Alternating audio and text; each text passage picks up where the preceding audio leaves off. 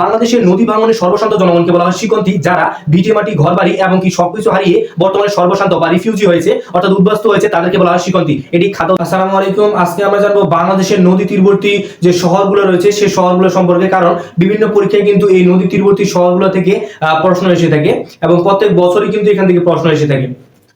ঢাকা হচ্ছে বুড়িগঙ্গা নদীর তীরে অবস্থিত, চট্টগ্রাম হচ্ছে কর্ণফুলী নদীর তীরে অবস্থিত, রাজশাহী হচ্ছে পদ্মা নদীর তীরে অবস্থিত, বরিশাল হচ্ছে কীর্তনখোলা নদীর তীরে অবস্থিত, চাঁদপুর হচ্ছে মেঘনা নদীর তীরে অবস্থিত এবং চাঁদপুর হচ্ছে এমন একটি জায়গা যেখানে বাংলাদেশের তিনটি প্রধান নদী পদ্মা, মেঘনা এবং যমুনা, এই তিনটি নদী কিন্তু এক জায়গায় মিলিত হয়েছে। যে জায়গাটায় সেটা হচ্ছে চাঁদপুরে এবং পরবর্তীতে বঙ্গোপসাগরে পতিত হয়েছে মেঘনা নাম নিয়ে। খুলনা হচ্ছে রূপসা নদীর তীরে অবস্থিত, মহাস্থানগড় হচ্ছে করতোয়া নদীর তীরে অবস্থিত। এটা বারবার পরীক্ষায় আসছে যে মহাস্থানগড় কোন নদীর তীরে অবস্থিত। মহাস্থানগড় হচ্ছে করতোয়া নদীর তীরে অবস্থিত।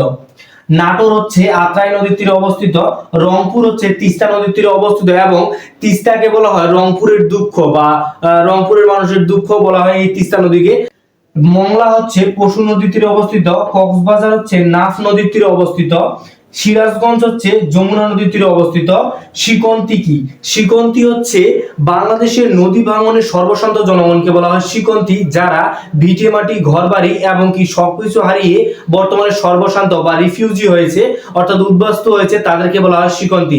এটি খাদ্য অধিদপ্তরের পরীক্ষায় এসেছিল, খুবই গুরুত্বপূর্ণ।